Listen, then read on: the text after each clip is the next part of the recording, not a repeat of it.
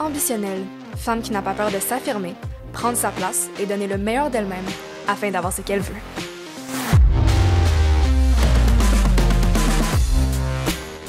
Donc, dans cet épisode, je reçois Florence Ferron, directrice générale de la Maison Lavande et de la Fabrique des Filles, ainsi que Marjolaine Ferron, qui est chef de marque et vice-présidente de communication. Florence est une touche à tout. Après quelques années de travail dans le monde télévisuel, elle décide de réintégrer l'entreprise familiale et faire un certificat en management. Elle multiplie alors les tâches diverses, du graphisme d'étiquettes jusqu'au développement des produits, en passant par la gestion du site agrotouristique. Suivant la croissance de l'entreprise, elle est devenue directrice générale de la Maison Lavande et de la Fabrique des Filles au même moment. Marjolaine est passionnée des communications et du branding. Après avoir fait son baccalauréat en commercialisation de la mode à l'UQAM, elle a créé l'image de marque de l'entreprise et a ancré son histoire sur les réseaux sociaux en multipliant les présences et en créant une communauté tissée serrée.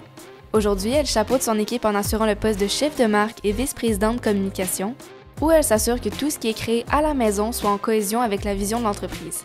Sur ce, bonne écoute!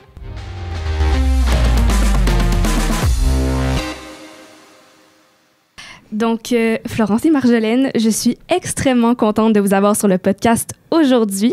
Merci d'être avec moi. Merci de nous recevoir.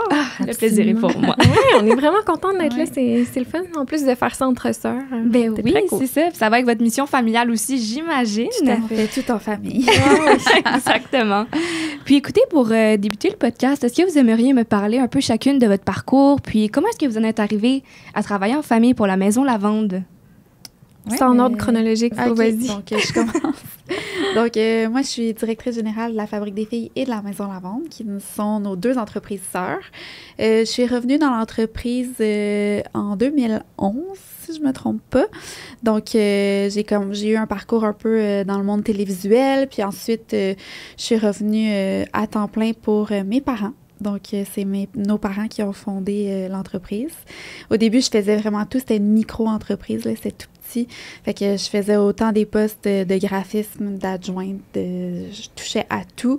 Puis j'avais déjà pour but de tout internaliser dans l'entreprise. Fait que j'écoutais des tutoriels sur tout ce que je pouvais apprendre, puis je le mettais en application dans l'entreprise.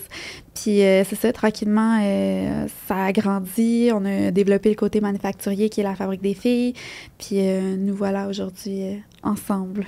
Tout à fait. Moi, j'ai étudié en gestion de commerce au cégep, puis ensuite, je suis allée en commercialisation de la mode à l'UQAM, le programme universitaire, qui finalement, j'ai trouvé que c'était essentiellement du marketing, mais un peu plus axé en mode, puis ça m'intéressait beaucoup à l'époque.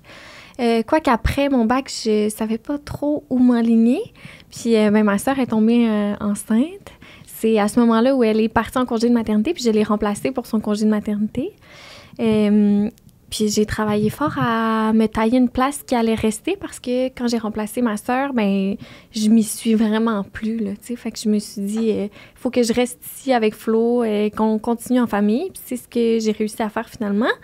Ce qui fait en sorte que quand ma sœur est revenue, je pense que c'est un de nos premiers défis qu'on a dû surmonter. Le poste de ma sœur était donc scindé en deux. Fait qu'il y avait tout ça à amalgamer. On pensait tellement qu'on était amoureuses des mêmes choses dans l'entreprise que c'est ça. Ça a été notre premier défi, je dirais. Puis, au fur et à mesure que l'entreprise a grandi, je suis devenue chef de marque et VP communication. Puis, voilà, on travaille fort pour créer une image de l'entreprise qui est forte, qui est précise aussi, je dirais. Puis, on a bien du plaisir à travailler en famille maintenant. Quoi qu'il y ait des défis, c'est sûr, mais essentiellement, c'est plus fun que difficile, tu sais. Ouais, fait qu'on est rendu là ensemble, puis on représente la relève ensemble de l'entreprise familiale. Voilà. Ben c'est sûr, puis je pense honnêtement que vous avez énormément de chance de pouvoir travailler ensemble puis aussi bien vous entendre.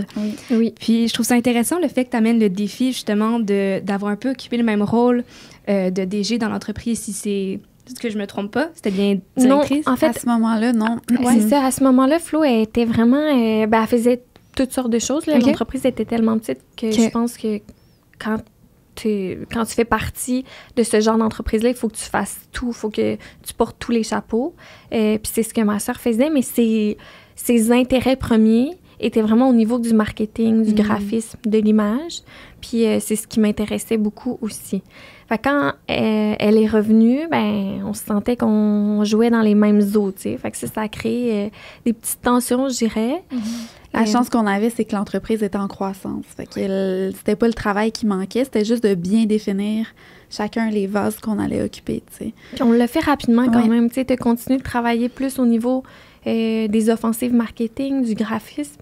Puis je me suis vraiment concentrée à bâtir une communauté sur les réseaux sociaux dès mon arrivée à temps plein dans l'entreprise. Fait qu'on dirait que ça s'est fait assez rapidement, mais pas sans délicatesse puis indélicatesse, là, tu sais, il y a eu ça aussi. Puis je repensais à ce moment-là de nos vies, puis je me disais, mon Dieu, c'est vraiment le premier défi auquel on a fait face en tant qu'entreprise familiale, à mon sens. Oui, vraiment. Puis est-ce que un peu les séparations de tâches se sont faites de manière organique ou est-ce que vous avez dû avoir des délibérations? Comment ça s'est réglé un peu? Mais ensuite, il y a eu Marjo qui est tombée en congé de maternité. Fait que là, on a eu chacun des congés de maternité, chacun de notre tour. Mais entre ça, on a fait l'acquisition justement là, d'une portion manufacturière où moi, j'ai été télétransportée dans cette usine-là pendant 1 an, ce qui a laissé beaucoup de place à Marjo là, pour tout ce qui est l'aspect communication, marketing. Puis à ce moment-là, moi, je me suis découvert beaucoup d'autres passions. Puis je me suis découvert, en fait, que j'étais pas tant heureuse dans le poste que j'occupais au sein même de l'entreprise, qui a laissé la place à Marjo à ce niveau-là. Puis je me suis rendu compte que moi, j'étais heureuse quand je touchais au plus de choses possibles, quand j'étais impliquée dans le plus de dossiers possibles. Fait que là, ça s'est défini tranquillement comme ça. Puis quand on a remis les deux entreprises vraiment côte à côte, bien là, nos rôles étaient vraiment mieux définis. Il y a eu de l'acceptation du fait que, bon, est-ce qu'il y a une patronne? Est-ce qu'il n'y a pas de patronne? Est-ce qu'il y a tout ça qui a été comme un peu challengeant puis à définir, mais ça s'est vraiment bien fait. Puis une fois qu'on a eu statué ça, puis chacun nos départements, puis maintenant, aujourd'hui, on pourrait plus se passer l'une de l'autre, là, comme c'est impossible. Exact. Non, je pourrais pas imaginer mon quotidien sans ma sœur. Puis c'est vrai que c'est une chance, tu sais, de pouvoir travailler puis de bien s'entendre. Souvent, on rencontre des gens qui nous disent « Mon Dieu, je serais jamais capable de travailler avec ma famille ou ma sœur. » Puis nous, c'est vrai que c'est une chance, mais ça s'est bâti aussi, puis ça s'est travaillé au fur et à mesure de ce que ma sœur raconte, puis au fur et à mesure que nos personnes se sont construites aussi, tu sais. Fait qu'on a précisé nos intérêts, puis nos compétences aussi, tu sais, oui, ça vient avec. Exact. Puis voilà, là, ça fait tout son sens que Flo soit DG des deux entreprises, parce que son cerveau on parle souvent de ça, là, mais c'est un cerveau qui est en arborescence, là, qui m'impressionne beaucoup. Ben, elle touche à tout, elle règle des soucis, elle prend des décisions rapidement. Puis moi, je me concentre vraiment plus au niveau des communications, de l'image de marque, de bâtir des identités visuelles à travers les projets qu'on mène. Voilà. Ben, c'est sûr que les deux, vous avez des compétences puis des personnalités au final qui sont fusionnelles. Oui. Ça paraît clairement dans l'entreprise. Puis j'aimerais toucher un peu au sujet du développement de la Maison Lavande. Parce que comme vous disiez, en 2011, c'était là que Florence, toi, t'es arrivée dans l'entreprise. Puis ensuite, vous avez développé ça. Comment est-ce qu'un peu ça a pris autant d'ampleur au fil des années? Est-ce qu'il y a des éléments qui ont fait en sorte que ça a grandi hyper rapidement? Bien, je pense que le fait que Marjo ait décidé de joindre l'entreprise venait vraiment souder l'image de l'entreprise familiale. Ça, c'est de un. Mais Marjo, elle a tellement travaillé fort sur la communauté, à l'entretenir jour après jour, puis à développer une image, souvent consciemment, mais souvent aussi inconsciemment, juste par passion des communications. Bien, je pense que tout ça a été consolidé puis a fait en sorte que la Maison Lavande a la notoriété qu'elle a aujourd'hui, tu sais. Bien, il était tôt, genre, dans le temps. sais. Je pense que, tu sais, nous, ça a commencé, notre histoire sur les réseaux sociaux a commencé à l'ère de Snapchat. Wow, pas okay. le nouveau Snapchat, c'est Non. l'ancien Snapchat qui a vécu un déclin puis qui est en train de remonter. Qui était comme des stories Instagram, mais Ouais. sur Snapchat. Oui, ça a commencé par là. Puis chaque jour, on alimentait notre communauté qui répondait tellement. On avait des conversations. C'était vraiment incroyable.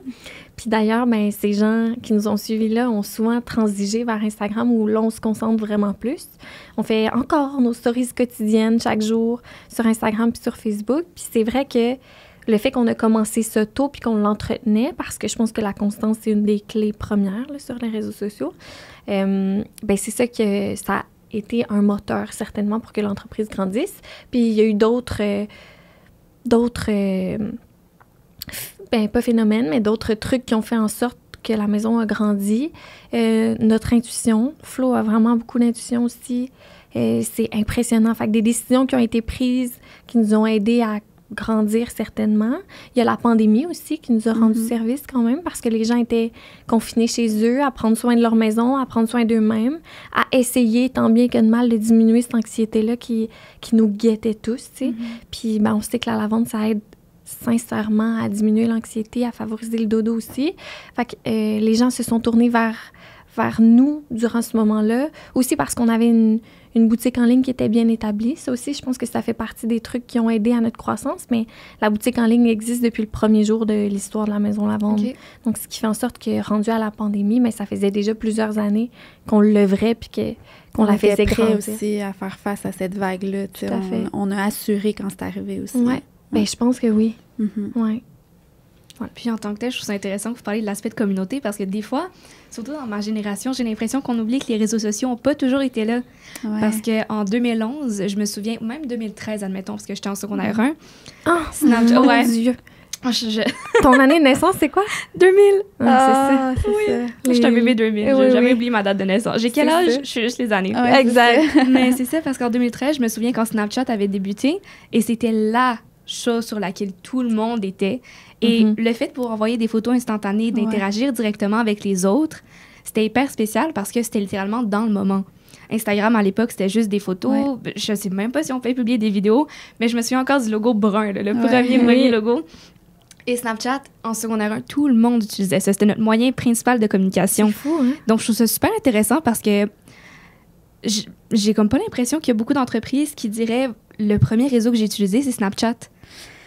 Tu sais, on parle de Olivier Primo, qui a été un de nos mentors sur Snapchat parce que lui, il l'utilisait déjà au moment où on s'est liés d'amitié avec lui. Fait que je pense qu'il était dans les précurseurs. Il nous a comme amenés dans son bateau aussi en nous disant « Les filles, il faut que vous fassiez des Snapchats. » Puis genre, on était là aussi. Fait que c'est vrai qu'il n'y en a pas beaucoup, mais ça amenait le côté behind the scene. Je pense que les gens sont très curieux puis ils aiment ça, voir les dessous. Puis avec Snapchat, c'est ça que Marjo faisait, tu sais, c'était vraiment des fois on se chicanait, elle sortait son téléphone, on était comme là, ton téléphone, je sais pas là. Ce qui est plus difficile aujourd'hui, puis pas par le changement de plateforme, vraiment plus parce que aujourd'hui, je sens qu'il y a quand même beaucoup de chasse aux sorcières quand même sur les réseaux sociaux. On essaie de trouver le mauvais, le moins bon, le mal. Ouais. Il y a aussi notre relation qui évolue aussi, qui est parfois, il y a des moments où c'est plus délicat aussi entre la famille. Fait que la ligne est mince entre OK, on chicane, on gère ça, puis on sort sa caméra. On dirait qu'à l'ère de Snapchat, c'était plus... On était peut-être moins conscients de l'impact aussi. Oui, qui servait le public dans le fond parce que on se mettait plus... vulnérable. Oui, sur la table, si on veut. Ouais. Là, on est conscient de la portée que ça a, tu sais, c'est gros quand même, fait que il y a tout ça, là. Oui, on essaie d'amener ça encore avec nous parce que je pense que c'est important que les gens sachent que c'est pas nécessairement facile, puis les défis auxquels on fait face, je trouve ça intéressant de les amener. Je pense que ça fait apprécier encore plus quand il y a des bons coups, en premier pour nous, puis après pour les gens qui nous suivent, tu sais. Fait que, ouais. Ben définitivement, je pense qu'une marque est authentique dans une ère où tout le monde est sur les réseaux sociaux. C'est ça qui fait la différence au final entre une marque qui va perdurer dans le temps versus une marque qui fait semblant d'être quelque chose qui ne l'est pas vraiment. Puis le public le sent aussi quand il vous regarde. Donc je pense que le fait d'avoir cette image de marque depuis des années, que ça vous suit encore aujourd'hui, ça contribue grandement au succès de la Maison Lavande. Puis tu as parlé des mentors avec Olivier Primo. Ouais. Est-ce que vous en avez eu d'autres aussi par rapport à votre parcours? Puis comment est-ce qu'ils ont un peu influencé l'avancement de la Maison Lavande? Mais Olivier Primo, c'est drôle parce que si on regarde, par exemple, la Maison Lavande puis son entreprise, on peut voir qu'il y a juste des différences. Tu sais, c'est des cibles qui sont complètement différentes. On a l'air d'être des humains qui sont complètement différents. C'est vrai, tu sais. Mais je dirais que c'est vrai que ça a été le premier mentor que je considérerais mentor dans mon histoire, je vais parler pour moi. Tu parleras après pour toi. Je serais curieuse, Flo, de t'entendre sur tes mentors pour vrai. Puis pourtant, il y avait tellement à nous apprendre dans ces différences-là parce que, tu sais, tout ce qu'on veut, c'est de faire grandir nos entreprises qui étaient familiales aussi, tu sais, qu'ils sont encore, là. je me souviens qu'on s'appelait puis qu'il me parlait des chicanes avec son frère, puis moi, des petites tensions avec ma sœur. Ça nous a tellement aidés, ça nous a rapprochés. Puis tout ça parce que c'est notre voisin, tu sais, le Beach Club, c'est à côté de la Maison Lavande. Puis des fois, on riait, puis on était comme là, t'enverras tes fêtards se reposer un petit peu dans nos champs de lavande quand il y aura des événements. Fait que oui, Olivier Primo, ça a été l'un d'eux, mentor professionnel. Veux-tu y aller avec tes mentors professionnels, là? Mais moi, je dirais, parce que je pourrais en nommer plein, mais qui sont pas connus, tu sais. Oui. Fait que c'est sûr que... Exact. Moi, je me suis beaucoup impliquée dans les chambres de commerce, dans les réseaux d'affaires, parce que je me nourris beaucoup des gens autour, qu'on vit les mêmes choses, que, tu sais, c'est tellement nourrissant d'avoir des conversations avec des gens qui ont des réalités qui se rapprochent de la tienne. Fait que là, en ce moment, je suis dans une cellule entrepreneuriale où on est comme 10 entrepreneurs qui se voient à chaque 5 semaines, puis c'est tous des relèves familiales, fait qu'ils vivent exactement la même chose, que ce soit avec leurs frères et sœurs ou leurs parents. Fait que c'est ce qui me nourrit, moi, au niveau mentorat. C'est sûr que, par exemple, Nicolas Duvernois, c'est un ami aussi avec qui on peut échanger au moins une fois par année dans nos champs de lavande. Oui. Puis on fait un catch-up de tout ce qui se passe dans nos business, puis on se comprend donc bien, puis on est comme « Ah, ça fait du bien de se parler! » Fait que je pense que n'importe quel entrepreneur avec qui on échange devient une sorte de mentor enrichissant, tu sais. Définitivement. Puis c'est ça, je pense aussi que dans la vie, les gens pensent que des mentors, ça doit être des personnes qui sont rendus super loin, puis qu'ils vont venir te donner les meilleurs conseils, mais des fois, les mentors, c'est des gens qui sont super proches de toi, puis que tu leur parles, puis tu te sens juste bien. Tu es capable d'échanger avec eux, puis ils vont t'amener peut-être une perspective différente de la tienne, mais qu'au final, tu vas dire « Ah ouais, ça, c'est intéressant. » Puis comment est-ce que tu peux changer ta perspective par rapport à la leur, puis juste évoluer en tant que personne. Donc, je pense que les deux sont importants. Ouais. Juste être dans l'ouverture de sa réalité versus la tienne, puis d'avoir une autre perception, c'est vraiment enrichissant. Ben oui, puis on a tellement à apprendre des autres aussi, même vous en tant que tel. Est-ce que vous faites du mentorat, vous? Ou pas encore? Non, je me considère pas... Non, moi, je me considère pas rendue là. Au contraire, je me sens tellement dans apprendre moi-même en ce moment que je suis pas là-dedans. Non, j'ai jamais eu de demande de mentorat. Non, c'est ça, mais en fait, tu sais, moi, ma soeur, puis là, elle va rouler des yeux. Ouais, c'est ça. Tu veux pas que j'aille là, mais je m'en fous un peu. Dans le sens où c'est drôle parce que autant c'était à une certaine époque, c'était difficile, mettons, pour moi d'accepter que ma soeur allait être directrice générale, puis que moi, j'allais être sous sa tutelle un peu. Je l'avoue, là, très honnêtement, que ça a été quand même un moment où j'ai trouvé ça difficile. Je me remettais vraiment beaucoup en question aussi. Autant, maintenant, c'est l'une des meilleures décisions qu'on a prises, entre autres par les compétences de chacune. Je pense que ça fait tellement de sens que ma sœur touche à tout de cette façon-là, que moi, je me concentre dans ce qui me passionne le plus au monde. Ça fait bien du sens. Puis, ça a tellement renforcé cette relation de mentorat. Attention, elle roule des yeux. Mais pour moi, ma sœur, c'est sûr que c'est mon premier mentor, puis j'ai la chance de l'avoir au quotidien, mais ça arrive tellement, et encore plus souvent depuis qu'elle est DG, que j'entre dans son bureau, je ferme la porte, puis là, j'ai besoin que tu m'aides ou que tu me donnes un conseil là-dessus. Et qu'est-ce que tu penses de ça? Son avis m'aide vraiment. Donc, dans les mentors, c'est sûr qu'il y aurait ma sœur, là, je la nommerais 100 fois. Définitivement. Trop fine. Mais vice-versa, parce qu'il y a un paquet de décisions que Marjo prend au quotidien que j'ai dû assumer pendant son congé de maternité, le dernier, là, qui vient tout juste de se terminer. Et le dernier pour la vie. Thank God, nous, c'est réglé de notre côté. Oh oui. On n'en a plus à gérer. Non. Mais qu'il y a des décisions qu'elle devait prendre, qu'elle doit prendre à chaque jour. Puis je suis comme, oh mon Dieu, moi, c'est trop pour moi. Mais miroir, là. C'est ça. C'est fait qu'on est vraiment dans les bons sièges. C'est drôle parce que quand on se remet justement dans l'histoire qu'on te racontait, jamais on aurait pu penser ça, tu sais. Ouais. Ben oui. On pensait vraiment qu'on était comme on est deux passionnés de marketing, puis au final, non, là. Tu sais, on est nos deux terrains de jeu, finalement. Mais je trouve ça intéressant que tu dis aussi qu'au départ, tu te sentais un peu déçue d'être comme VP versus ta Florence qui est directrice générale. De un, je trouve ça vraiment beau à voir que tu sois vulnérable d'un, mais que tu es capable de le dire et de le nommer. C'est gentil. Parce que pour beaucoup de personnes, ils vont juste se dire « Oh non, mais je suis vraiment correcte, puis comme ça me dérange pas », mais au final, tu le vois que comme au départ, ça les dérange. Donc, je trouve ça inspirant de voir ça. Puis je pense aussi que dans la vie, les positions, souvent, on va avoir une culture hiérarchique qui va être du top-down, admettons. Puis, tu vas voir que la directrice va toujours être là. Puis après ça, il va avoir les VP. Mais en soi, chaque personne a tellement un rôle important dans la business que même si t'es directrice, ça veut pas dire que t'es plus importante que n'importe qui dans l'entreprise. Parce que comme vous le dites si bien, les forces de Marjolaine, les forces de Florence, vous vous complétez extrêmement bien. Puis je pense aussi que c'est intéressant que les deux, vous ayez essayé le poste d'un peu touche à tout. Parce qu'au départ, ça vous a permis de dire, OK, moi, j'ai des passions dans ça. Puis avec le temps, ça va vous permettre de raffiner un peu vos intérêts. Puis justement, le fait que tu sois VP communication et que Florence le disait tantôt, elle, des fois, elle regarde ces décisions-là puis elle comprend pas comment toi, tu les prends.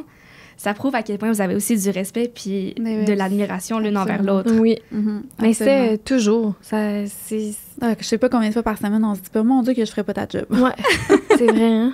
Ouais, c'est run même. Vraiment ça. Ouais. Mais c'est bien en tant que tel parce qu'au moins, vous savez que vous êtes au bon endroit, au bon moment. Puis je pense qu'honnêtement, encore une fois, ça contribue naturellement au succès de la Maison Lavande. Sur une question un peu plus personnelle et professionnelle, disons-le comme ça, est-ce que, de un, vous avez une mission que vous avez dans votre vie personnelle, mais qui transcende aussi dans la vie professionnelle, ou si ce sont deux missions, admettons, distinctes? C'est une grosse question, quand même.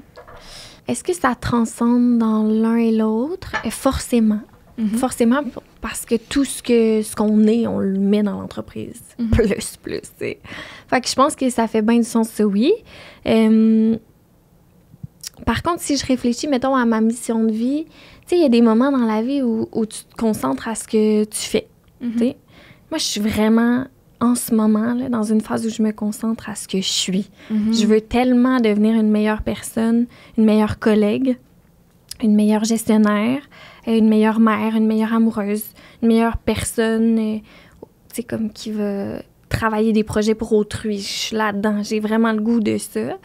Fait que ça, je dirais que c'est ma mission de vie, puis notre mission d'entreprise est différente. On travaille, on crée, on développe des produits de soins pour la maison, qui sont accessibles d'ailleurs. Ça, je pense qu'il faut le dire parce qu'on travaille tellement fort là-dessus. C'est des produits qui sont québécois, qui sont doux aussi pour vous, pour l'environnement, pour faire du bien aux gens, tu sais, pour câliner ce qu'ils sont, pour câliner leur maison aussi. Fait que c'est sûr qu'à travers cette mission-là, il y a la mienne qui va transiger, tu sais, pour travailler ça, tu sais. Mais, ouais, c'est de même, je l'expliquerai. C'est flou un peu, c'est une grosse question. Non, mais moi, je trouve que c'est très, très pertinent. Moi, je dis souvent aux filles, des fois, quand il y a des petites bombes là, qui éclatent, puis là, il y a une panique, puis là, je suis comme « Hey, la gang, on vend juste de la lavande. » Tu sais, moi, j'aime ça, ramener un peu tout le monde au fait que... Tu sais, c'est notre entreprise, là. Je pourrais bien être celle qui panique, mais... Tu sais, on sauve pas des vies, là. On n'a pas un cœur ouvert devant nous, là. Fait que des fois, je suis comme, j'aime ça, ramener tout le monde un peu vers le « On panique pas, puis c'est correct. » Puis je pense que je suis un peu dans cette phase-là de ma vie où j'aime faire le bien. Fait que faire du bien, me faire du bien à moi, personnellement, faire du bien à mes enfants, ça passe par être une bonne mère bienveillante. Faire du bien à mes amis en étant présente, en étant à l'écoute, puis faire du bien dans l'entreprise ou en enlevant une petite bûche de pression, faire du bien aux clients en les servant avec des produits de qualité, du contenu de qualité accessible. Fait que faire le bien, ça me définit un peu en ce moment parce que j'essaie d'être plus bienveillante envers moi, mais envers les autres aussi. Tu sais. C'est tellement vrai, là. C'est tellement ça. Je te sens tellement là. C'est vrai. Je pense que ce que vous dites, honnêtement, c'est d'avoir un impact positif sur la société en tant que telle. Puis je trouve que vos missions vont tellement bien avec ma mission aussi pour mon podcast. Oui. Comme je l'avais dit, tu sais, moi, c'est plus par rapport au développement personnel et professionnel des jeunes femmes. Puis vous êtes exactement ce que je veux présenter à la société et à tous ceux qui m'écoutent. Puis je trouve ça intéressant que vous parliez du fait d'être comme une meilleure personne puis toujours plus se donner en entreprise et même dans votre vie personnelle, autant avec vos relations interpersonnelles. Puis je voulais savoir, comment est-ce que vous pensez qu'on peut être une meilleure personne au quotidien? Moi, je pense que ça passe beaucoup par l'écoute. C'est quelque chose que je travaille vraiment beaucoup parce que j'apprécie vraiment les gens qui ont une bonne écoute. Comme toi, tu as une très bonne écoute, d'ailleurs. Merci beaucoup. C'est vrai, c'est de l'écoute active. Oui, l'écoute active, très bon. Mais, puis ce matin, j'avais une conférence de Laurent Duvernay-Tardif. Ça se place bien dans la conversation. Mais il disait qu'une des choses qu'il a retenues de son métier de football, il disait quand tu es dans un stade à genre 80 000 personnes, puis qu'il y a du bruit, puis qu'il y a des feux d'artifice, puis qu'il y a la seule façon de te faire comprendre puis de comprendre l'autre, c'est de le regarder dans les yeux Ouais. puis de pouvoir lire sur ses lèvres. Puis il dit ça, je me le rappelle à chaque jour, que la seule bonne façon de communiquer, c'est comme ça. Puis je me suis dit, wow, c'est tellement genre bien imagé. Fait que je pense que pour faire du bien, il faut être à l'écoute de soi, des autres. Puis c'est par là que ça va passer, puis de prendre des décisions suite à ce que tu as entendu puis senti, tu sais. Ouais. Pour moi, ça se définit comme ça. Présentement, on a du coaching, on reçoit du coaching en famille pour fluidifier nos communications, pour s'améliorer aussi en tant que personne, en tant que gestionnaire. Puis c'est là où j'ai appris qu'avant toute chose, avant tout changement ou toute manœuvre vers l'autre, il faut d'abord s'éclaircir. Puis ça revient un peu à ce que tu dis. Mais c'est vrai qu'il faut d'abord se connaître le mieux possible avant d'aller penser vers les autres, tu sais. Fait que je pense que la première étape, comme toi, c'est vraiment de s'écouter en premier. Puis c'est vrai que l'écoute, ça fait vraiment partie de devenir une meilleure personne. L'empathie aussi, il faut tellement se mettre à la place de l'autre, puis toujours réfléchir avec... Je dis souvent ça, moi, dans la vie quotidienne, mais on n'a pas tous le même cerveau. Mon Dieu, qu'on n'a pas tous le même cerveau. Fait que si cette personne-là va penser comme ça ou va avoir cette perception-là, il faut que tu dises oui, il faut que tu acceptes ça, puis... Ensuite, réfléchissez ensemble. Mais il faut d'abord se dire, ben, c'est correct si cette personne-là ne pense pas comme moi ou réfléchit pas de telle façon. On n'a pas le même cerveau. Fait qu'à partir de ça, comment on peut grandir, se mettre à la place de l'autre, puis agir de manière bienveillante, tout simplement. Ouais. Je pense que les qualités que vous avez nommées juste en ce moment, en tant que gestionnaire d'entreprise, ça doit aussi vraiment beaucoup vous aider avec vos employés. Parce que je pense que dans notre génération aussi particulièrement, on voit les différences entre des leaders qui vont être plus... narcissiques, si je peux dire, qui vont plutôt penser à leur gain personnel et un peu moins par rapport à leurs employés. Mais le fait que vous ayez l'écoute puis justement toujours vouloir donner le meilleur de vous-même pour supporter les gens, je pense que c'est vers ça que le leadership s'en va. Et j'ai une autre question, en fait, que je pensais, parce que tu as parlé du fait qu'on n'a pas tous le même cerveau. Non. Puis je sais que, par exemple, moi, mes meilleures amies sont hyper cartésiennes. Eux, ils travaillent vraiment dans les maths, dans la logique. Et moi, je suis une fille qui est vraiment émotionnelle. Comme moi, c'est la communication, c'est parler avec les gens. J'adore ça, puis c'est ça ma facilité. Et je me demandais si est-ce que vous trouvez que vous avez un côté qui est plus créatif, rationnel? Est-ce que c'est balancé? Puis aussi, est-ce que vous suivez votre intuition lorsque vous prenez des décisions? Il y a juste ma sœur en gros plan qui flash là, dans ma tête. Ça va tellement être bon, le flow, vas-y. On peut pas faire attendre les gens. Moi, avec les tests psychométriques qu'on vient de faire et tout, là, j'ai vraiment compris que j'étais dans le milieu de tout ça. Là. Attends, mais fait c'est plus que ça. Là. On veut savoir. Mettre des confettis autour de ça. Là. On veut savoir. Ah oui. Ma sœur, là, on a des tests psychométriques et des tests psychométriques. Moi, j'adore ça. Fait que, oui. C'est fascinant, puis ça permet justement de s'éclaircir vraiment. Là, c'est fascinant. Puis de voir aussi comment tel type de personnalité va fonctionner avec l'autre. Si vous connaissez votre type de personnalité aussi, j'aimerais ça le savoir. Oui, on les connaît tous. Yes. Parfait, j'adore. Mais ma sœur, tous les résultats de ses tests de personnalité tombent sur la médiane. Tous ces résultats sont sur la médiane. Genre que ça nécessite des questions bonus pour qu'elle fasse un choix. Ça n'a pas de bon sens. Moi, j'ai jamais vu ça. Fait que Flo, côté créatif ou rationnel? Je peux pas choisir. Exact. C'est vraiment balancé. Vraiment 100%. Mais ça me représente vraiment bien parce que j'ai vraiment les deux. Puis pour ce qui est de l'intuition, oui, 100%, mais autant dans ma vie de maman que dans ma vie professionnelle, qu'en amitié, j'y crois tellement à ça, là. C'est rare que mon feeling se trompe. Genre, souvent, là, les nouvelles mamans sont comme, t'as-tu un conseil comme, suis ton instinct? Genre, c'est tellement puissant. Tu disais tellement ça. Je te disais, tu sais si ton bébé est malade, tu sais s'il a soif, tu le sais, écoute-le en dedans. Là. Ouais. Mais les gens sont tellement tournés vers les autres, se font tellement pas confiance. Surtout en tant que nouvelle maman, tu sais, je sais pas, oui, ma soeur est comme, tu le sais. Fais juste t'écouter, prends un moment, 2 minutes, écoute-toi, puis tu vas y arriver. Mais c'est la même chose dans l'entreprise quand on prend des décisions. Des fois, je vais le dire, je vais dire, OK, attendez, j'ai besoin de 2 minutes. OK, je pense que c'est ça qu'il faut faire. Là, mais c'est vrai que la prise de décision est rapide parce que je m'écoute vraiment. Puis tu as relevé un bon point qui disait que c'est basé sur la confiance. C'est vrai que ça prend une bonne confiance en son instinct. Tu sais, plus qu'on parle de la confiance en soi, mais c'est plus profond que ça. C'est la confiance en son instinct là, qui pour moi est plus importante. Ouais. Moi, nettement plus créatif, émotionnel. Ouais. Je suis la sensible, je pense que je suis la sensible à la gang, là. Ouais. La petite anxieuse de la gang, c'est moi. Fait que j'irais de ce côté-là. Puis c'est sûr que j'écoute mon instinct aussi, mais c'est beaucoup aidé par Flo. Tu sais, cette confiance-là envers mon instinct, je l'ai pas tout le temps eu, moi, tu sais. Même encore, des fois, aujourd'hui, je suis comme, hey, qu'est-ce que mon instinct me dit, là? Attends, là, faut juste que je réfléchisse 2 minutes. Mais oui, c'est d'emblée notre mode décisionnel aussi à nous 4, en fait, là, Ouais. en plus. Mais maintenant, tu me dis des fois, hey, le flow, ça, là, je le sais, là, je le sens. Ouais. Là, je suis comme, all in, Vas-y. on y va.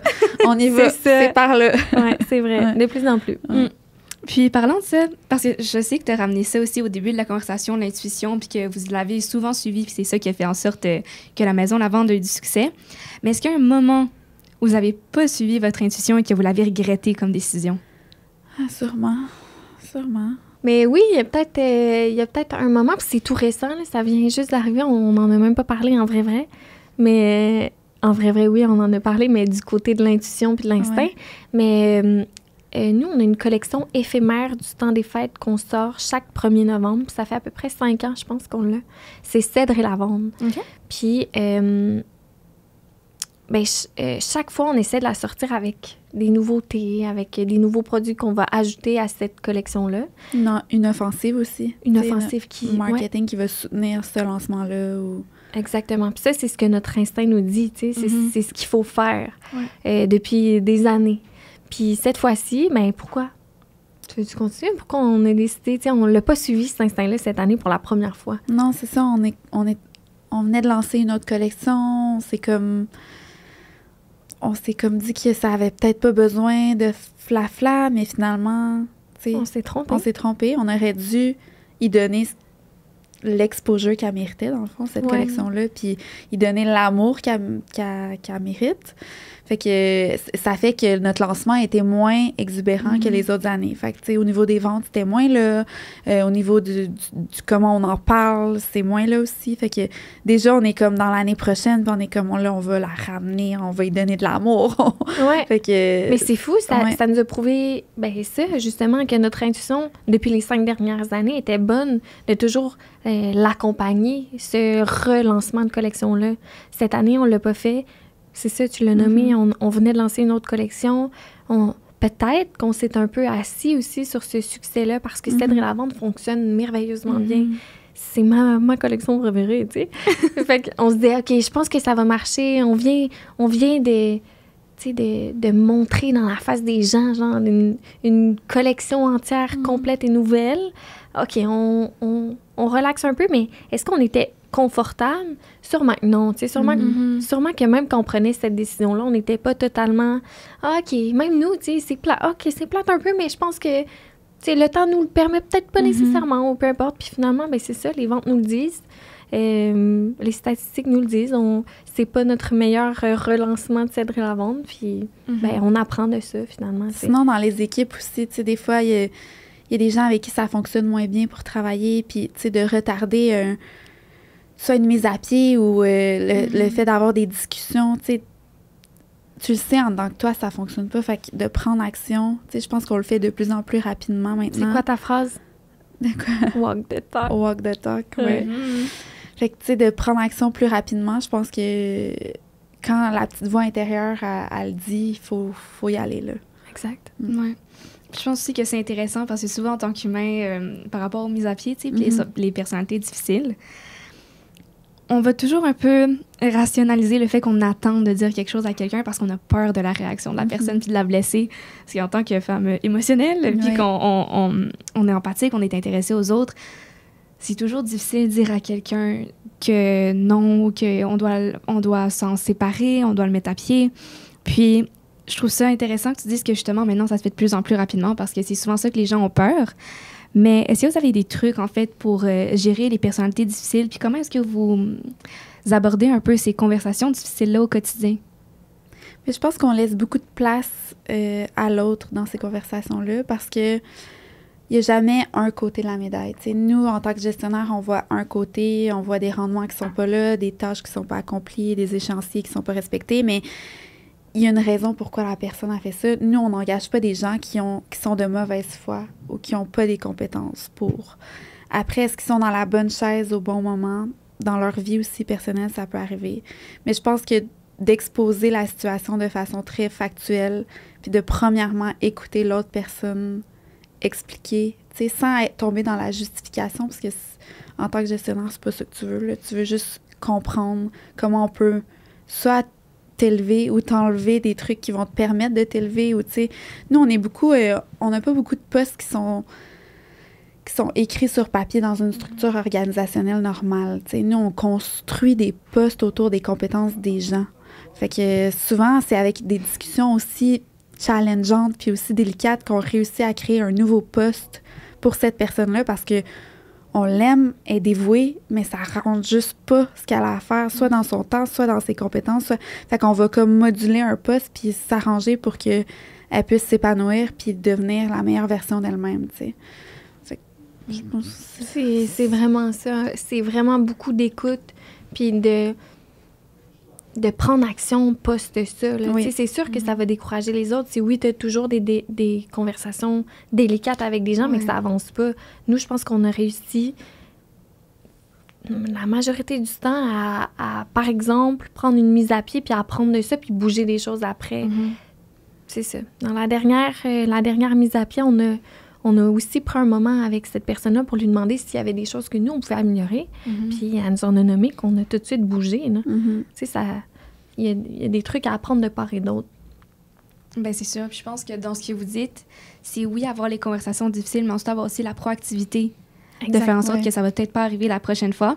Puis je trouve ça super intéressant que dans votre entreprise, il n'y ait pas de poste écrit directement, si je peux dire, que vous êtes capable de moduler chaque chose. Puis par ma curiosité, en ce moment, vous êtes combien d'employés au total? Au total, on est 110 comme à temps plein. Puis quand on est en haute saison au site agro-touristique, là, où est-ce qu'il y a les champs de lavande, on monte à environ 150 employés. Wow! Ça en fait de la gestion. Oui, ben on a une équipe incroyable qui nous aide à gérer tout ça. Oui, c'est ça. On pourrait pas faire ça.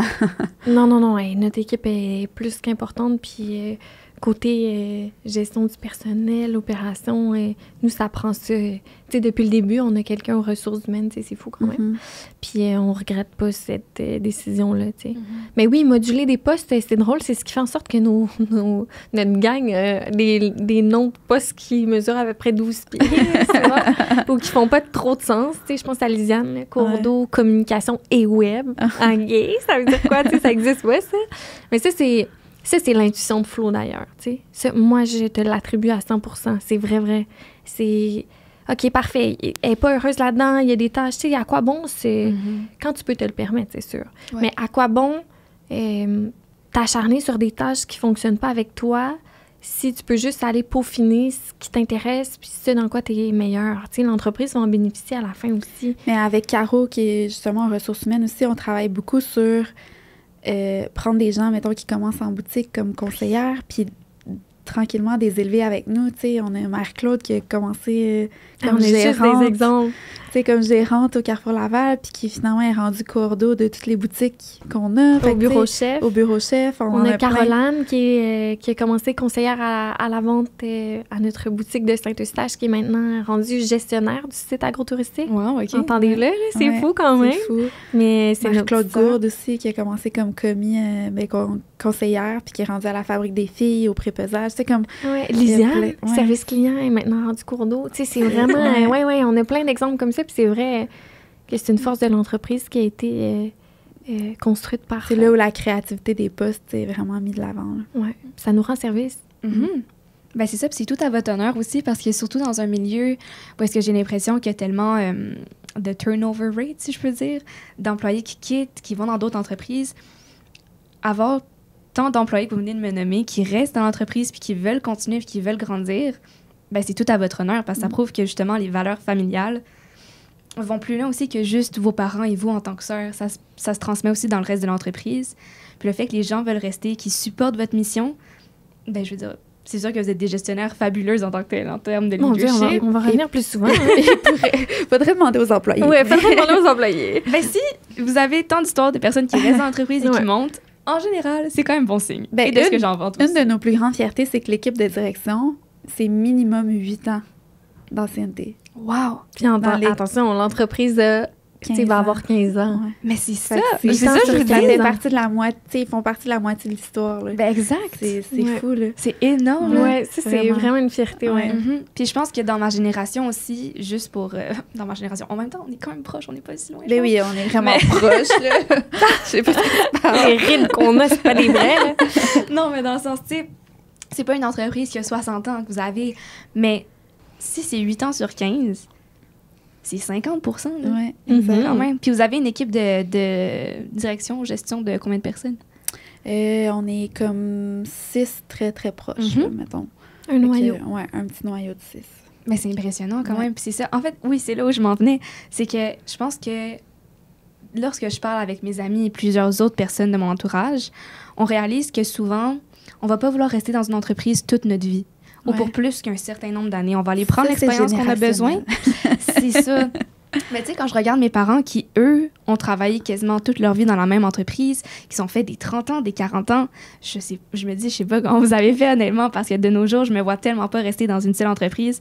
Pas si je parle la mienne, bien entendu, là, ça c'est autre chose. Ouais. Mais, tu sais, c'est pour dire que il y a des gens qui sont restés 8 ans, Mhm. puis ceux qui grandissent au sein de votre entreprise, ben ils restent. Mhm. Il y a une Mhm. raison, parce que au-delà de oui, t'aimes ta job, c'est les personnes qui t'entourent aussi qui vont faire la différence au final. Ah, ben 100%. Ouais, vraiment, Mhm. Oh vraiment. mon Dieu, mais il y a ça, là, nous, la force de l'équipe, où il y a vraiment ça. Puis tu sais, on parle de la famille, puis souvent, les gens, vu qu'on est une entreprise familiale, font référence à nous quatre. Puis c'est vrai, on va parler parfois de la famille de sang, mais nous, la famille, c'est vraiment les employés de la Maison Lave. Là. Tu sais, c'est vraiment toute une famille. Puis je pense qu'ils se sentent comme ça aussi. J'imagine, s'ils restent. tu sais. Ouais, sûrement. Puis j'aimerais ça aborder justement par rapport au leadership. C'est quoi un leadership qui est sain selon vous? Je pense qu'un leadership qui est sain, c'est basé sur, de un, l'écoute, on le dit, mais Mhm. l'écoute, l'agilité. L'agilité, pour nous, c'est une valeur de l'entreprise. Là. On demande à tout le monde comment ils se sentent dans une situation. Ils doivent être agiles en entrevue. C'est une des questions qu'on pose parce qu'on aime ça, se revirer sur un dizaine, puis on veut des gens qui sont capables de suivre ce rythme-là. Ça bâtit une confiance, tu sais, avec les employés. Pour moi, ça, c'est essentiel, vraiment. Ben, tout ce qu'on a nommé jusqu'à maintenant, c'est sûr, l'empathie, l'écoute, la bienveillance, l'ouverture. L'esprit d'équipe aussi, je pense que c'est nécessaire. Je pense que quand tu es gestionnaire, c'est faux de penser que tu vas être seul en haut. Là. En tout cas, moi, je voudrais jamais incarner ça. Je pense que si on est là, c'est aussi grâce à l'équipe, vraiment.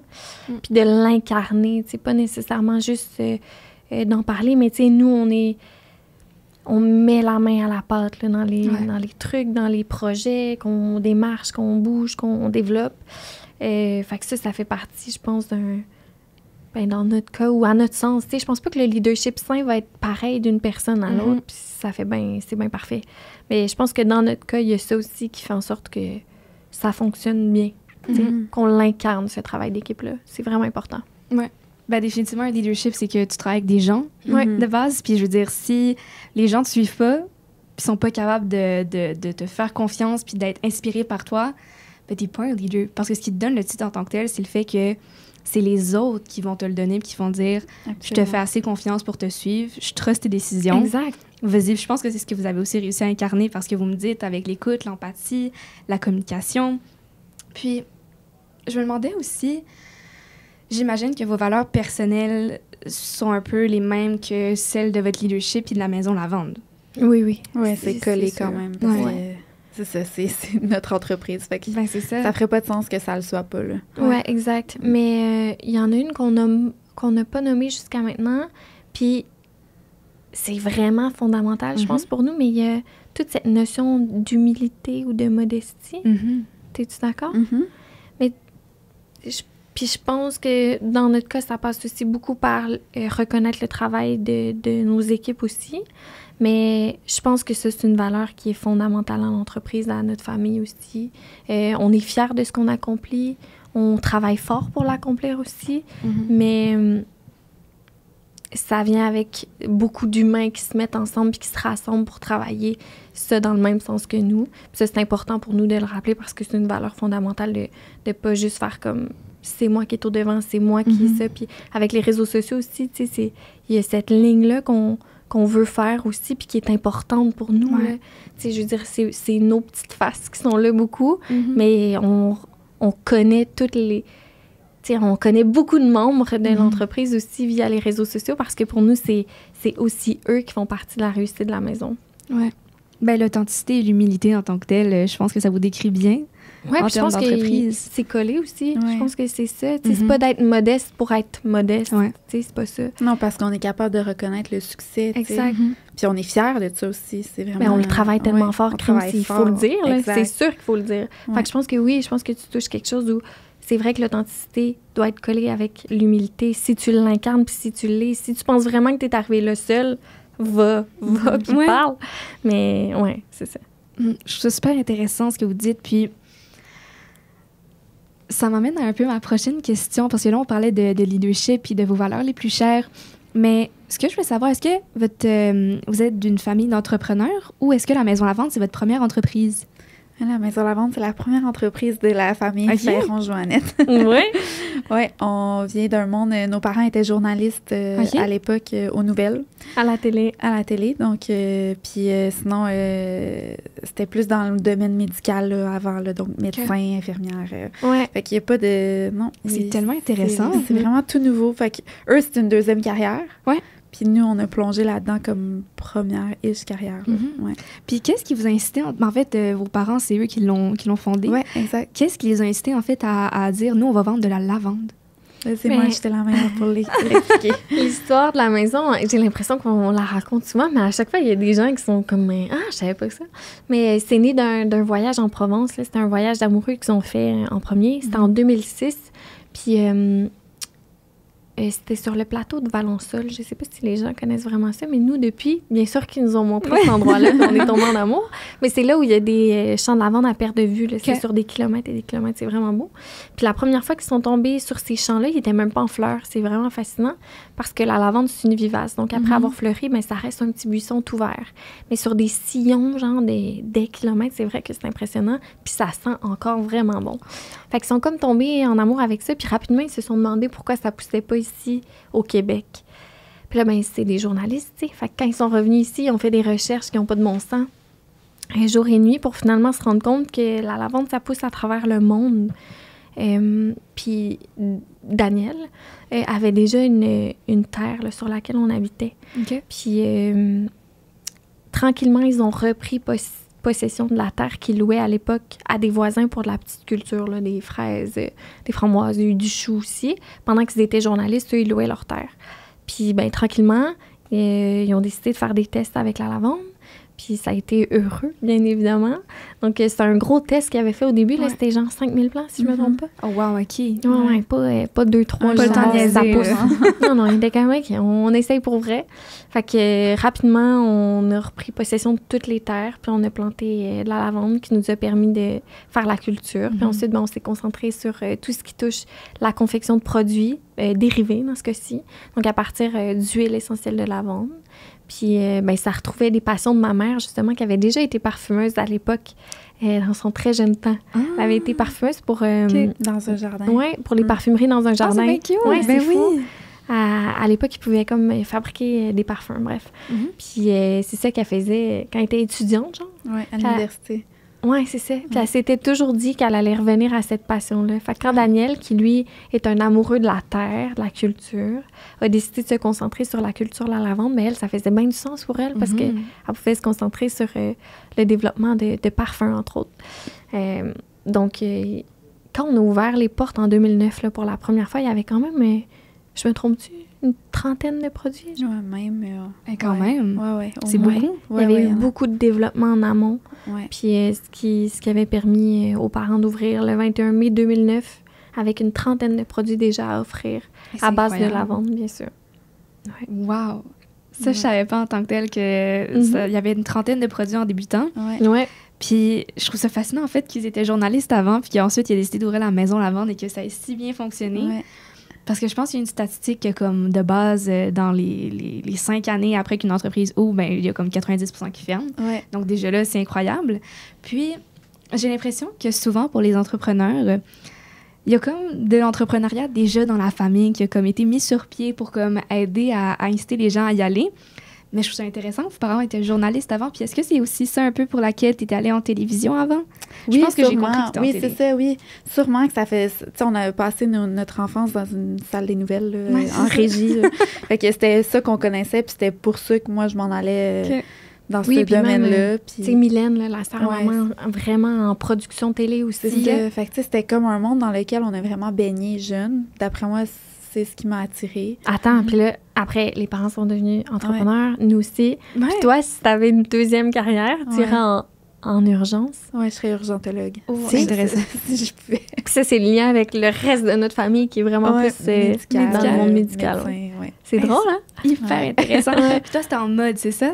Oui, j'ai étudié en commerce. Commercialisation. Exactement, oui. Puis j'avais fait quelques stages, quelques emplois dans ce monde-là qui finalement m'a pas intéressée plus Ouais. qu'il faut pour y faire ma carrière, mettons. Ça m'intéresse encore énormément. Là. Je Ouais, c'est suis une passion. passionnée raide. Oui. là. Raide. Mais j'ai vraiment fait la distinction entre cette passion-là puis mon métier. Puis l'esthétisme de la mode, tu le retrouves quand même dans Ouais, ton oui. travail Exact. chaque jour. tu sais. Oui, parce que ce qui m'intéressait, tu sais, moi, la mode, c'était la direction artistique au final. Mhm. Fait que je la retrouve vraiment dans mon métier, dans mon quotidien maintenant. Ouais. Ben oui, avec VP Communication et Marketing, si je me trompe pas. Chef de marque. Chef de marque. Oui, c'est Parfait. tellement un beau titre. Oui, je c'est l'adore. ça. Ouais. Création de flow. Mhm. Ah, très, très beau nom. Ouais, vraiment. Ouais. Très Ça original. colle vraiment bien. Puis, justement, c'est l'une des questions que je voulais vous poser parce que je posais la question qu'est-ce que faisaient vos parents auparavant? Parce que ce que je voulais savoir, en fait, c'est si, selon vous, on est avec cet esprit entrepreneurial ou est-ce qu'on peut le développer plutôt? Moi, je pense qu'il y a les deux. Je pense Moi qu'il aussi. y a quelque chose en dedans qui peut être allumé, qui l'est ou qui l'est pas, Mhm. mais qui... Puis, il y a quelque chose après dans nos tempéraments. Mettons, je regarde mes 2 enfants. Mon fils, qui est plus jeune, a vraiment plus le tempérament d'un entrepreneur Mhm. que ma fille, qui va plus aller dans des manifestations en train de défendre les Revendiquer. animaux. Tu sais, Ouais. comme... Fait qu'ils ont chacun déjà un profil. Mais je pense que en dedans de nous, on a toute une petite fibre entrepreneuriale. Puis après, c'est comment tu vas l'allumer puis l'entretenir. Tu sais. Je le Ouais. vois vraiment comme ça. Moi aussi, je pense qu'il y a les deux formats. Je pense qu'il y en a qui naissent avec ça, puis il y en a qui la développent. Moi, je fais partie de l'autre option, tu sais. Moi, je Mhm. l'ai développé avec le temps, en regardant mes parents, ma sœur aller, en lisant, en essayant, tu sais, d'en apprendre plus sur ce que c'est l'entrepreneuriat, puis en développant mes skills là-dedans. Mhm. Mais ouais, je pense qu'il y a les deux. Ouais. Mais je pense aussi qu'en entrepreneuriat, il faut comme un bon mix de créativité, de courage, de soft skills, de gestion de crise aussi. Parce que Ouais. quand tu es entrepreneur, c'est sûr qu'il y a pas mal de choses sur lesquelles tu dois te revirer sur une scène, comme tu disais Il faut tantôt. avoir le goût de ça aussi, Ouais. tu sais, parce que tu peux l'avoir sans avoir le goût de moins bien dormir parfois la nuit, d'avoir toutes ces... Tu sais, on se dit souvent, mais toutes ces familles-là qui dépendent un peu, Ben, c'est qui sûr. dépendent de nous. C'est un stress. Oui, c'est ça. Fait que ça c'est quand même, il faut avoir le goût de vivre ça. Là. C'est- Ouais, on y pense chaque ouais, jour. Ça. ouais. Ouais, ça vient avec. Ben, c'est sûr. Puis, est-ce que vous avez des conseils à donner en tant que tel aux gens qui pensent se lancer en affaires, mais qui ont comme un petit peu de réticence à le faire? Ah, bon, à ceux qui veulent se lancer en affaires. Ouais. Mais moi, je pense que c'est la meilleure décision de ma vie, là, d'avoir rejoint l'entreprise familiale puis d'avoir acheté des parts et tout ça. Est-ce que c'est difficile 100%? Mais moi, je pense que ma vie serait vraiment plate. Non, là, j'ai besoin de ces défis-là.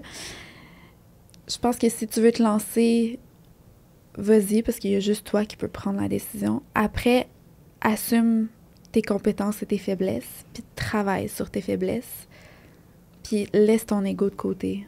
Parce que, mon Dieu, quand tu assumes tes faiblesses, là, c'est tellement plus facile de les travailler. Là. C'est tellement le fun de s'entourer des gens meilleurs que toi pour travailler ces côtés-là. Comme, c'est tellement nourrissant. Mais les gens pensent tellement pas ça. Là. Ouais. Tu sais, les gens pensent tellement que d'assumer ses faiblesses, c'est difficile. Puis c'est vrai que ça demande un petit peu de courage. Là. Mais après, c'est vrai. Là. C'est tellement enrichissant, c'est tellement plus fluide, plus facile. Les cartes sont jouées. Là. Je rush là-dedans. J'ai besoin de toi pour m'aider là-dedans. On y va-tu? On y va. Tu sais, c'est tellement plus fluide après. Mais oui, c'est un bon conseil. C'est sûr que je vais dans ton sens parce que c'est un peu ça que j'ai fait quand j'ai accepté que t'étais DG, tu sais, ça faisait plus de sens avec quitter, avec comment ton cerveau réfléchit partout, là, tu sais. Et ta prise de décision vive aussi, fait que j'ai fait ça, puis je trouve que c'est ce qui m'a aidée. Il faut être prêt à travailler aussi, fait que si j'avais un conseil, tu sais, d'être prêt, là. Tu sais, c'est beaucoup, beaucoup de travail, ça arrête jamais, tu sais. Fait que c'est sûr qu'il faut être prêt, mais ouais, j'aborderai en ton sens pas mal. Ben c'est vrai, puis en même temps, ce à quoi ça me fait penser, c'est souvent en tant qu'humain, tu sais, on veut être avec des gens qui nous ressemblent parce que ça nous fait sentir mieux en tant que tel. Puis ça, c'est un billet qu'on a, mais en entreprise, c'est ça qui va te faire couler ou qui va te faire réussir. Parce que tu t'entoures de personnes qui ont exactement les mêmes compétences que toi, qui ont les mêmes forces, ben de un, ça crée une espèce de dynamique où est-ce que toi, t'es meilleur ou moi, je suis meilleur. Donc, ça crée une compétition à l'interne. Puis, il va te manquer des compétences critiques 100%. Que tu as besoin d'avoir. Toi, justement, tu as la pensée arborescente qui est comme gestion de crise, on va aller trouver des solutions. Marjolaine, elle, c'est la créativité. Donc, juste tout ça. Puis, je veux dire, vous avez des gens en RH, j'imagine vous avez des gens pour finance, comptabilité, tout ça. Je veux dire, je ne suis pas une femme de finance et de comptabilité. Il y a une raison pour laquelle je parlais dans les chiffres. Mais la plupart de mes amis ont cette force-là que moi, j'ai pas. Et ça crée des discussions aussi qui sont tellement enrichissantes au final. Donc, je trouve ça très, très intéressant que vous amenez ça comme sujet. Puis, est-ce que vous pouvez parler d'où est-ce que vous voyez les prochains objectifs de la Maison Lavande en 2024? C'est bon, 2024, j'aime ça. D'habitude, la question, c'est pour long terme, mais 2024, nous, on est déjà très dans 2024. On a un gros projet qui s'en vient pour le printemps, qu'on va dévoiler cet hiver, qui est une nouveauté pour la maison, fait qui est comme tout nouveau, qui va être vraiment le fun. Sinon, c'est sûr qu'on continue le développement des produits. Nous, on est déjà rendu à l'automne prochain, dans le fond. Fait que, on a déjà notre calendrier de sortie pour ce qui est hiver, printemps, été. Puis il y a le site agro-touristique qu'on espère qu'il va avoir un bel été. Ouais, parce que cette année, ça a été difficile avec la météo. Ah ouais, c'est vrai. Très, très pluie. Donc, on dépend complètement. Mais c'est ça, on n'en a pas parlé, mais on porte quand même plusieurs chapeaux. Là. La Maison Lavande porte plusieurs chapeaux. Et on a notre site agro-touristique aussi, qu'il ne faut pas oublier. On a nos boutiques physiques. On a la maison mère. Puis là, il y a l'usine qui est en pleine expansion. Exact. Fait que c'est ça. On veut continuer la croissance. On n'est pas encore dans un plateau. On veut vraiment croître encore, autant le monde manufacturier que le commerce de détail, que le site agro. Au site agro, on est plus sur un plateau, mais on veut vraiment le maintenir. Puis on veut continuer d'améliorer les installations, d'offrir encore plus aux gens comme dans l'expérience qu'ils vivent à la maison. Leur redonner envie de revenir aussi. Exact. Fait que je pense que ça ressemble à ça pour la suite. Puis, en tant que tel, un peu sur la même... Ben non, pas tant le même ordre d'idée, en fait. J'aimerais ça qu'on vienne un peu à vous en tant que personne. Qu'est-ce qui vous motive à vous lever à chaque matin? On en a probablement un petit peu déjà touché, mais... Est-ce que vous voulez un petit peu développer sur les raisons, admettons, qui vous motivent et qui vous font sentir heureuse de vous réveiller à chaque matin? Moi, quand j'entends cette question-là, c'est facile. Là, ça me vient tout de suite. Mais l'équipe. Je sais qu'on en parle tout le temps. Puis là, le monde sont comme... Mais c'est l'affaire la plus importante. Oh mon Dieu! Mais le plaisir de travailler en équipe, on a réussi à s'entourer de gens avec qui ça fonctionne vraiment. Je pense que là, l'équipe qu'on a en ce moment Elle est solide. Elle est solide. Tu sais, puis des fois, il y a des humains avec qui tu es moins confortable. On en a parlé un petit peu. Mais là, je sens vraiment que tout le monde s'entend merveilleusement bien. L'harmonie est là. C'est le fun. On va vers un but commun. Moi, ça me fait un peu capoter. Quand je réfléchis aux gens qui se réveillent, qui viennent travailler à la Maison Lavande pour un but commun, pour faire grandir notre histoire familiale, ça me fait un peu capoter, tu sais. Fait que c'est sûr que ça me motive chaque matin de venir travailler, de voir les filles, parce qu'on est beaucoup des filles, là. Girl power. Ben, quand même, vraiment. Là. Quelques petits garçons. Quelques garçons essentiels à la maison, mais majoritairement des filles. Puis je me verrais pas, là, le quotidien sans elles, ça peut pas exister. Là. Moi, ça me motive vraiment. Ouais. Moi, je pense que mon why, là, si on veut, c'est un peu ça. Ouais. Il est un peu plus... égoïste. C'est correct, c'est parfait. Je pense que je me lève tous les matins pour nourrir ma curiosité. Puis j'ai vraiment un besoin inconditionnel d'apprendre sans cesse, autant sur l'humain que sur une machine, que sur un processus, que sur une structure, que sur un concept. Fait que je pense que tous les matins, je me dis, bon, je vais aller faire quelque chose de nouveau au bureau aujourd'hui. bon, il va arriver une nouvelle situation, un nouveau problème qu'il va falloir que je trouve une solution. Fait que, personnellement, c'est plus dans moi, mais c'est quand même nourri par tout ce qui est extérieur, en fait.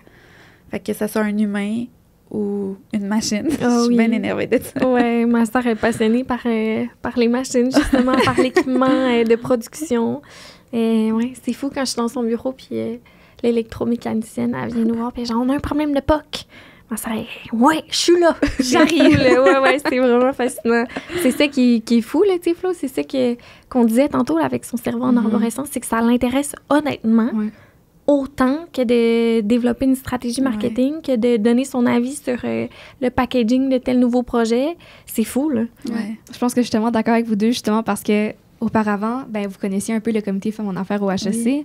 Je pense que l'an dernier, lorsque j'étais dans l'équipe aussi et que j'ai eu la chance de chapeauter le comité, c'était moi aussi l'une des raisons pour lesquelles je me levais à chaque jour. Puis je me souviens que les filles, à chaque lundi soir, on avait la réunion hebdomadaire. Et pour toutes nous, c'était comme le meilleur moment de notre semaine parce qu'on arrivait en équipe. Oui, on parlait de nos points clés, naturellement, qu'est-ce qui s'en vient dans le comité. Mais au-delà de juste faire qu'est-ce qui se passe dans le comité, on avait des discussions sur nos vies, on partageait nos problèmes, on s'aidait, on riait. Nos discussions pouvaient durer jusqu'à 2h30. Là. Wow. Comme c'est nos fou, réunions, là, on aurait pu les faire en 1 heure top chrono, on est bail. Mais juste parce qu'on avait tellement une belle chimie d'équipe c'est beau, ça. que juste... Dès qu'on était ensemble, on retrouvait le plaisir, comme on venait d'avoir une journée de malade les lundis. La réunion était à 19h, il y a des filles qui venaient d'avoir 3 cours à la suite. Mais quand on arrivait tout ensemble, c'était juste comme, on se redonnait de l'énergie mutuellement. Fait que je pense que c'est exactement ce qui se passe dans votre entreprise et pour moi, c'est tellement fondamental comme chose. Puis tu parlais de la curiosité aussi.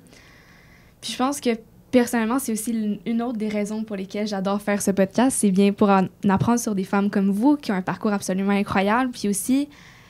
me nourrir de connaissances que moi, j'ai peut-être pas, mais que vous pouvez m'apporter, puis on échange mutuellement, tu sais. Vraiment. Puis juste, dans la vie en général, je peux lire un livre de physique quantique, comme je vais aller lire comme un livre de neurosciences, comme j'allais lire un truc de marketing. Comme, il y a tellement de choses qui me fascinent. Donc, je trouve ça vraiment intéressant que tu parles du fait de toujours vouloir avoir cette curiosité puis cette soif d'apprendre. Puis des fois, les gens me demandent comme, ben, tu sais, qu'est-ce que tu aimes faire dans la vie? Comme, c'est quoi tes passions? Puis là, je suis comme, est-ce que je peux répondre comme, apprendre des choses de manière générale. Comme juste comme apprendre, globalement, c'est ça que j'adore et qui me fascine. Puis, il y a une chose que j'ai remarqué aussi, c'est que plus tu as de connaissances, plus tu vas pouvoir tenir des conversations avec les gens, puis plus tu vas pouvoir relate plus à eux, puis pouvoir créer un lien plus facilement. Donc, je trouve ça hyper intéressant, surtout dans ton poste de directrice générale, que tu aies un peu ces connaissances vastes. Absolument. Parce que j'imagine que ça te permet aussi d'aller communiquer avec tes différentes équipes efficacement, puis de leur amener cette pensée-là. Oui, puis de considérer qu'ils fonctionnent pas tous de la même façon, c'est pas tous le même milieu. Nous, on cohabite quand même un commerce de détail avec des TikTok, puis une usine de fabrication avec des machines, tu sais, fait que on cohabite dans le même bâtiment, c'est 2 équipes qui se côtoient, ils partagent la même directrice générale, fait que ça, c'est quand même un défi qu'on a au quotidien. C'est 2 univers complètement différents. Fait que oui, le fait de m'intéresser aux 2, je pense que ça contribue à ma crédibilité, mais à leur appréciation aussi, je pense. Tout à fait. Puis je vous parlais tantôt, vous parliez des tests psychométriques et des tests de personnalité. Mais je me demandais, c'est quoi vos personnalités en tant que telles? Tu veux savoir les lettres? Ouais, ben si vous les connaissez, là. INFP, je pense. Moi, c'est ENTP. OK. Makes sense. Moi, je suis ENFP. Donc, entre les deux. Je pense que le mien, c'est comme campaigner. J'ai oublié le nom en français. Catalyseur? Ouais, exactement. Toi, t'es mon même chose, moi, mais... je suis pas catalyseur. Ouais. J'ai oublié. Moi, je suis en lien avec mes valeurs fondamentales. Humaniste. OK. Moi, c'est innovatrice. Ouais. OK. Moi, j'ai les noms en anglais, je pense, parce que j'avais fait le test de 16 Personalities. Mais moi et ma meilleure amie, justement, on le fait tout le temps comme le test pour voir comment est-ce qu'on a changé. Et on tripe, même si c'est pas comme scientifiquement prouvé ou whatever. Comme, j'aime tellement ça. Puis chaque fois que je rencontre des gens, j'essaie de savoir quel est leur type de personnalité. C'est bon. Puis je vois comment est-ce que tout intertwine ensemble, admettons. Parce que moi, je suis ENFP. Puis j'ai 2 de mes meilleures amies qui sont INTJ. Donc, on est littéralement des opposés sur toute la ligne, sauf le N qui est intuition. Et c'est tellement drôle parce que des forces que moi j'ai, admettons, avec les personnes, body language, communication, eux, c'est un -10, là. Mais par contre, la manière dont ils pensent, leur logique et leur stratégie est incroyable. Ouais, vraiment. Comme j'y regarde, je suis comme « wow ». Tu m'impressionnes. Puis c'est ça que je trouve absolument intéressant, voir comment est-ce que tout le monde interagit ensemble. Puis comment est-ce qu'on peut aussi optimiser la manière dont on interagit avec les autres selon leur personnalité à eux puis leur manière de penser. Donc, est-ce que vous faites ça, mettons, avec vos employés pour savoir comment est-ce que vous optimisez? Oui, on essaie on n'a pas fait faire les tests psychométriques encore, mais c'est quelque chose qu'on considère là, peut-être pour les postes clés dans l'entreprise, de les intégrer parce que c'est vraiment intéressant. C'est ça, moi, j'étais sur la ligne là, du TP puis du FJ. Là. C'est là qu'elle disait, j'étais sur la médiane. Là. C'était vraiment mêlant, mais c'est ça, je pense que dans les autres... Je pense qu'on a réussi à profiler un peu quand même nos employés, puis on constate qu'on est vraiment très complémentaires, là, l'équipe de direction puis nous, là, fait que c'est super intéressant. Ah, j'adore ça. Ouais. Sur ça, je vous demandais aussi, parce que comme j'avais un vibe que Marjolaine était peut-être plus introvertie. Oui. Toi, peut-être plus extra, puis j'étais comme... T'es bonne, t'es bonne, parce que le monde, il pense toujours qu'elle est extra. Ah ouais? Mais t'es vraiment calme. T'as comme un composed. Ouais. To yourself. Puis même quand tu parles, tu as l'air super douce. Puis les gens, je pense qu'il y a aussi une fausse quelque chose à dire là-dessus? Par moment, mettons. Tout le monde me dit qu'elle a l'air vraiment douce. Puis c'est vrai que c'est une personne fondamentalement douce, mais qui est très, très lion à ses heures. Là. Ben, c'est même pas son signe astrologique, mais c'est qu'elle a vraiment un côté, genre, quand tu touches à quelque chose... c'est ça, qui te passionne, mettons. Ben là, c'est ça. On était genre, c'est quand que je peux sortir de moi. Puis c'était avec le test psychométrique qu'on a comme réalisé que c'était quand on touchait à mes valeurs profondes. Ouais. Quand j'ai... Tu sais, moi, c'est avec ça que je fonctionne, que je vais de l'avant. C'est NFP, je pense, parce que I'm the same. Ouais, c'est ça. C'est le F, là, le feeling. Ouais. Puis là, depuis qu'on sait ça, on dirait qu'on remarque à chaque fois que... Ouf! Je me gère pas, là. Ouais. Ben, c'est souvent en liaison avec ça, tu sais. Ouais. Mais c'est ça, les gens pensent que je suis douce puis que je mange la luzerne à tous les jours, mais... Mais pas tant! Okay. Pas tant, je pense que c'est plus... Parce que aussi, je pense qu'il y a comme une fausse croyance de dire que les introvertis aiment pas parler puis que c'est des personnes qui vont être dans leur coin, qui sont calmes. Mais c'est aucunement ça, là. Non, c'est comme ça. J'ai mes amis introvertis, là, une fois qu'ils partent sur un sujet, ils sont pas arrêtables. Comme ils vont parler pendant des heures et des heures. Puis ils ont pas peur d'aller vers les gens, ils sont pas gênés. Non. C'est juste que la différence entre introverti et extraverti, c'est ta batterie sociale. Donc, admettons, pour moi, être avec les gens, ça va venir m'énergiser. Puis après ça, j'adore ça. Je suis comme, wouhou, I can do anything. Tandis que les gens introvertis, eux, après quelques interactions sociales, ils vont être comme, ouf, moi, là, j'ai besoin d'aller me recharger, me reposer. Comme, faut que je prenne un moment toute seule, puis ensuite, je vais revenir. Mais j'ai ce côté-là aussi, parce qu'à un moment donné, je veux dire, comme ma batterie sociale a des limites. Je suis enfant unique, j'ai pas été élevée avec des frères et des sœurs. Donc, je pense que ça vient jouer aussi là-dedans. Mais c'est pour ça que c'est une belle image, la batterie, c'est vraiment ça, c'est 100% ça. Exact. Ouais, puis même, mais réservé, là. ça va loin, là. Tu sais, mettons, moi, un de mes plus beaux cadeaux que j'ai reçu à une Saint-Valentin, c'est mon chum m'a offert 4 jours tout seul dans un chalet, là. C'était comme tes Non, dieux, mais là, c'est tellement bon. Oui. Moi, je comprenais rien. J'étais genre, cauchemar. Tu veux avec toi? T'étais comme, non. Girl weekend. Non, moi, t'étais genre, non. J'étais genre, mais c'est plate, tu vas faire quoi? Là, on se textait, j'étais genre, ça va-tu? T'es-tu en vie? Tu t'emmerdes-tu, genre? Ah non, là, ça me prise, c'est ça. Il y a des moments où ça te prend ça, des moments seuls, c'est vraiment important pour moi. Ouais. Donc, ouais, c'est ça la différence aussi. Puis introverti, ça nécessite un moment, même pour réfléchir sur des trucs, là, tu sais. Il y a des questions, des fois, dans le coaching, mettons, dans nos séances de coaching à 4, des fois, ils posent des questions, puis je suis comme, hey, faut-tu que je réponde là? Parce que j'ai besoin d'un bon 2 jours, là. Tu sais, j'ai besoin de le processer, là, tu sais. Ouais. Mais c'est ça, puis je regarde le temps qui fait, honnêtement. Oui.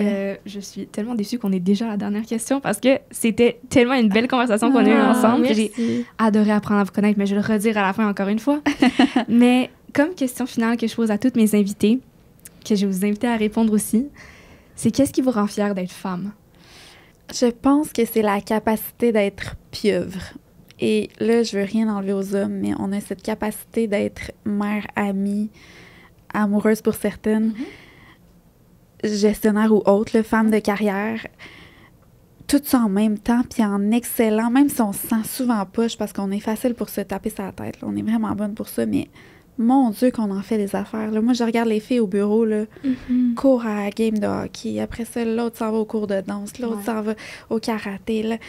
La rencontre avec la psychoéducatrice. Non, un petit malade, elle gère tout ça, sa grand-mère. Et là, je nous regarde des fois de l'extérieur, puis je me dis, mais mon Dieu qu'on est bonne. Ça se peut pas. Ça se peut pas, genre. Puis ça, je pense que c'est vraiment aux femmes que ça revient d'être...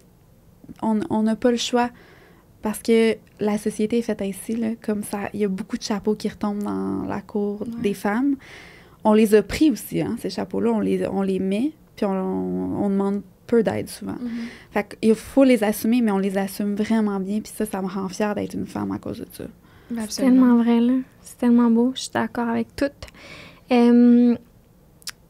Encore une fois, ça n'enlève rien aux hommes, mais je remarque que les femmes sont tellement résilientes. Mm-hmm. Je pense que ça avait un petit peu bouclé ce que tu dis, mais je trouve que je remarque plus de résilience chez les femmes que chez les hommes, dans mon entourage du moins.